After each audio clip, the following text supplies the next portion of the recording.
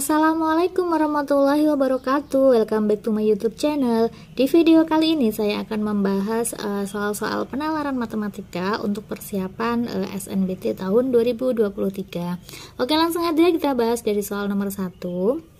Ini tentang premi asuransi kesehatan ya. 2 orang karyawan swasta mendaftar sebagai peserta asuransi kesehatan dengan besar premi yang sama. Guna membayar premi asuransi tersebut, karyawan A memiliki gaji 6 juta, akan dikenakan potongan gaji sebesar 4%, sedangkan karyawan B dikenakan potongan gaji sebesar 6%. Berapakah informasi berdasarkan informasi tersebut, besar gaji karyawan B adalah gitu ya. Nah, di sini diketahui bahwa besar preminya itu sama ya. Jadi premi dari karyawan A itu sama aja dengan premi dari karyawan B, jadi besarannya itu sama. Sedangkan karyawan A ini dia memiliki gaji 6 juta dan dipotong 4%. Jadi kan preminya si A itu sama aja dengan 4% dikalikan sama 6 juta, gitu kan. Ya, sedangkan preminya B itu kan dia dipotong sebesar 6% dari gajinya si B. Nah, kita belum tahu nih gajinya B itu berapa. Tapi karena preminya sama, berarti tinggal kita sama dengankan aja gitu ya. Sekarang tinggal kita hitung ya. Berarti 4% itu 4/100 dikalikan 6 juta sama dengan 6/100 dikalikan sama B. Gitu ya. Ini kita coret aja yang sama. Nah, karena kan dia posisinya sama nih.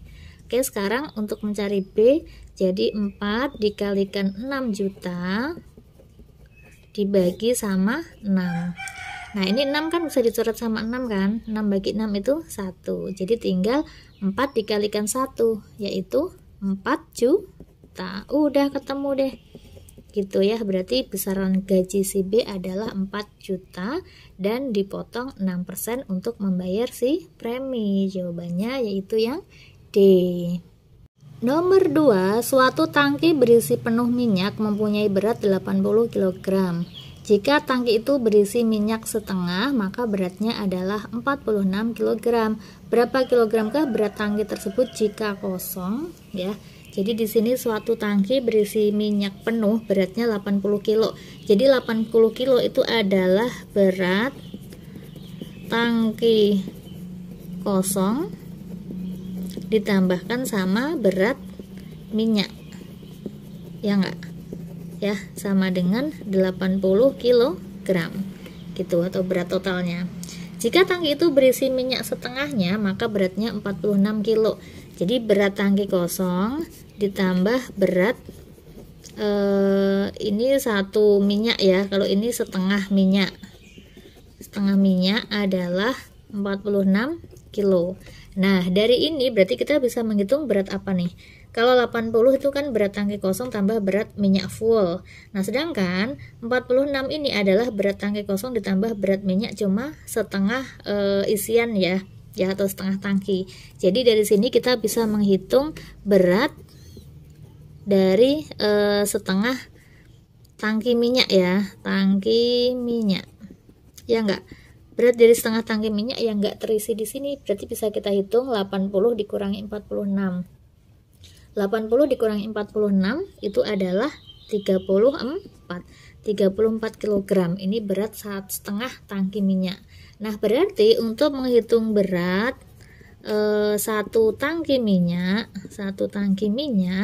berarti kan tinggal kita kalikan ya. Kalau setengah itu beratnya sekian, kalau satu tangki berarti ya 34 dikalikan 2. Ya, 34 kalau dikalikan 2 adalah 68. 68 kilo ini adalah berat satu tangki minyak. Nah, yang ditanyakan adalah berat tangki kosong ya. Berat tangki kosong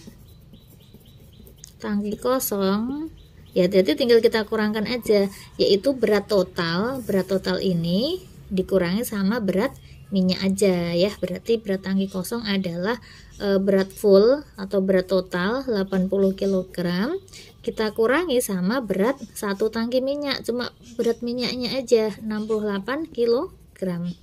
Udah, ini tinggal kita kurangi berapa tuh? berarti 12 kilogram. Betul ya? Oke, jawabannya berarti yang B. Nomor 3, perbandingan berat badan 4 orang siswi adalah sebagai berikut. P 3 kg lebih berat daripada S. Q lebih ringan 6 kg dibandingkan R. S lebih berat 2 kg dibandingkan sama Q. Jika diketahui berat badan S adalah 40 kg, manakah pernyataan berikut yang tepat? Ya, jadi di sini diketahui perbandingan berat badan 4 orang siswi. P 3 kg lebih berat daripada S. Berarti nulisnya gimana? P sama dengan S ditambah 3 gitu ya, karena P ini 3 kg lebih berat daripada S. Kemudian Q lebih ringan 6 kg dibandingkan R, berarti Q itu R dikurangi 6 ya, karena dia lebih ringan. S beratnya 2 kg lebih berat 2 kg dibandingkan Q, berarti Q ditambah 2. Jika diketahui berat S adalah 40 kg, manakah pernyataan berikut yang tepat? Ya, jadi untuk mengetahui perbandingan berat masing-masing, jadi kita harus tahu berat si P, si Q, sama si R. Nah, karena diketahui S adalah 40 kg, maka ini ya, jadi 40 sama dengan Q ditambah 2. Jadi Q-nya berapa? Pindah ke sini, 40 kurangi 2 yaitu 38. Kemudian Q-nya diketahui, kita bisa menghitung R ya. Q-nya dapat 38. 38 sama dengan R dikurangi 6. Berarti dengan kata lain R sama dengan pindah ruas ke sana, 38 ditambah 6 ya, jadinya 44. Gitu. Sedangkan P sama dengan S ditambah 3. S-nya kan 40, jadi 40 tambah 3 yaitu 43 kilogram. Gitu, berarti berat P, Q, R, S ketemunya berapa masing-masing? Berarti P itu ketemunya 43, Q ketemunya 38, R ketemunya 44, dan S itu diketahui 40 kilo. Baru kita cari berat badan P lebih besar dari R. P lebih besar dari R. Benar apa salah? Salah. S lebih besar dari R. S lebih besar dari R. Ya salah, karena S lebih kecil ya. Nah, R lebih besar dari P. R lebih besar dari P. 44 itu lebih besar dari 43. Berarti betul ya? Oke. Berarti jawabannya yaitu yang C. Nomor 4, bilangan berikut yang merupakan bilangan kuadrat sekaligus bilangan pangkat 3 yaitu, nah ya, jadi dari bilangan yang ini nih, A sampai E yang bisa diubah menjadi bentuk kuadrat sama bentuk pangkat 3 itu siapa? Kita cek. 8 itu dia bisa diubah menjadi 2 pangkat 3, tetapi dia nggak bisa diubah menjadi bentuk kuadrat ya. Kalau bentuk kuadratnya ya akar 8 dikuadratin gitu ya. 27 itu bisa dibentuk dari 3 pangkat 3 ya, tapi nggak bisa diubah ke kuadrat. 64 itu bisa diubah menjadi berapa tuh? 8 kuadrat ya kan, 8 kuadrat, atau bisa diubah menjadi 4 pangkat 3. 4 pangkat 3 itu kan 4 kali 4 16, 16 kali 4 64. Kalau 8 kuadrat 8 kali 8 64. Ya enggak, berarti jawabannya yaitu yang C. Karena 64 ini dia bisa diubah menjadi bentuk kuadratnya ini, dan bilangan pangkat 3, pangkat 3-nya ini. Gitu ya. Kalau 125 dia hanya bisa diubah menjadi 5 pangkat 3. Kalau ini 9 pangkat 2 gitu ya. Oke, jawabannya berarti yang C. Nomor 5, jika A lebih besar sama dengan 3, maka nilai dari 5A plus 3 adalah, di sini yang diketahui A lebih besar sama dengan 3, maka nilai dari 5A plus 3 adalah, oke, dari yang diketahui dulu ya, A lebih besar sama dengan 3. Kita harus mencari 5A plus 3. Ya, jadi kita butuh 5A dulu ya. Ini A supaya jadi 5A berarti harus dikalikan 5. Kalau di sini dikalikan 5, maka di sini juga harus dikalikan 5. Ya enggak? Jadinya 5A lebih besar sama dengan 3 kali 5, 15. Kemudian kita disuruh mencari 5A plus 3. Ini sudah ada 5A, tinggal ditambahin 3. Jadi 5A ditambah 3. Kalau ini ditambah 3, maka ini juga harus ditambah 3. Ya enggak? Jadi dengan kata lain, 5A plus 3 lebih besar sama dengan 18. Oke, jadi 5A plus 3 lebih besar sama dengan 18. Jawabannya yaitu yang C. Nomor 6, jika jumlah n bilangan genap positif pertama adalah 306, jumlah 6 bilangan terakhir adalah, nah ini diketahui n bilangan positif pertama ya. Bilangan positif pertama itu kan 2, kemudian 4, kemudian 6, kemudian 8, kemudian 10, kemudian 12, dan seterusnya sampai terakhir di sini 2n ya, sama dengan 306. Jumlah 6 bilangan terakhir adalah, jadi ini kalau misalkan dijumlahkan 2 tambah 4 tambah 6 tambah 8 tambah 10 tambah 12 sampai 2n, ini nilainya adalah 306 gitu ya. Ini bisa kita bisa kita kalau misalkan semuanya dibagi 2 dulu gimana nih? Kalau semuanya dibagi 2, maka jumlahnya ini berapa? Ini kan berarti 1, 2, 3, 4, 5, 6 dan seterusnya sampai n gitu ya, sampai n. Kalau dia dibagi 2 berarti 153 ya. Berarti kita bisa menghitung si n ini terlebih dahulu nih. Ya, kita hitung n-nya. Nah, rumus dari Sn itu rumusnya apa? Sn sama dengan n per 2 dikalikan 2A plus n min 1B, gitu kan ya. Nah, Sn-nya di sini 153. 153 berarti n, kita belum tahu n-nya berapa, n per 2. 2A berarti 2 kali A-nya 1 ya. 2 ditambah n min 1 kali bedanya 1 juga. Jadi 153 sama dengan n per 2 dalam kurung ini n min 1 kalikan 1 kan n min 1, berarti 2 dikurangi 1 itu 1 ditambah n ya. Oke, berarti ini kalau pindah ke sana itu dikalikan jadinya 306 sama dengan n 1 plus n. Berarti 306 sama dengan n kali 1n ditambah n kuadrat.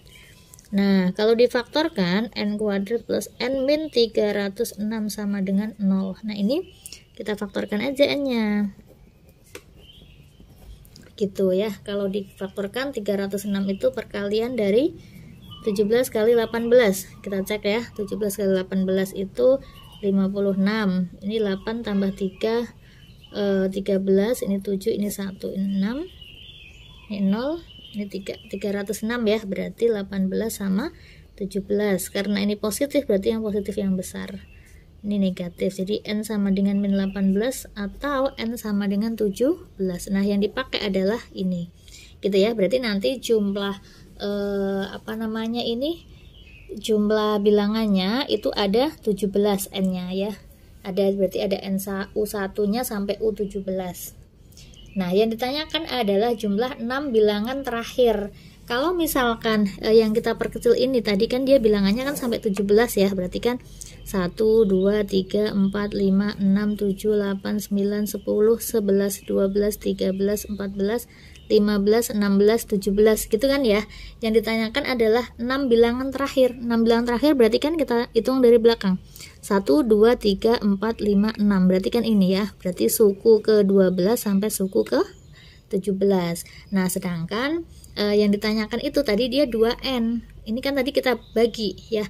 Berarti bilangannya itu kalau semuanya kita kalikan 2 yaitu 24, kemudian 26, kemudian 28, kemudian 30, 32 sama 34.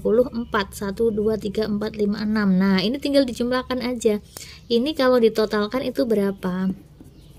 Gitu ya. Karena yang ditanyakan adalah bilangan genap positif pertama. Ini tadi kita bagi 2 untuk mempermudah aja supaya kita tahu sukunya itu ada berapa. Gitu ya. Sekarang kita jumlahkan.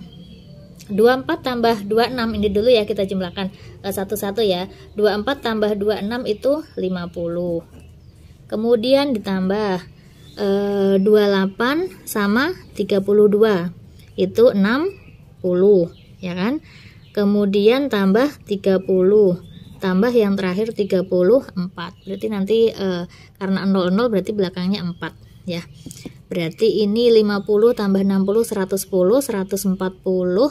140 tambah 34 berarti 174 gitu jawabannya, yaitu yang B. Nah oke, itu tadi 6 soal tentang penalaran matematika untuk persiapan SNBT tahun 2023. Semoga bermanfaat, semoga bisa difahami. Kalau ada yang ditanyakan silahkan komentar di kolom komentar ya. Untuk file soalnya nanti saya upload di grup Telegram, silahkan kalian join aja untuk download soalnya. Saya akhiri, wassalamualaikum warahmatullahi wabarakatuh.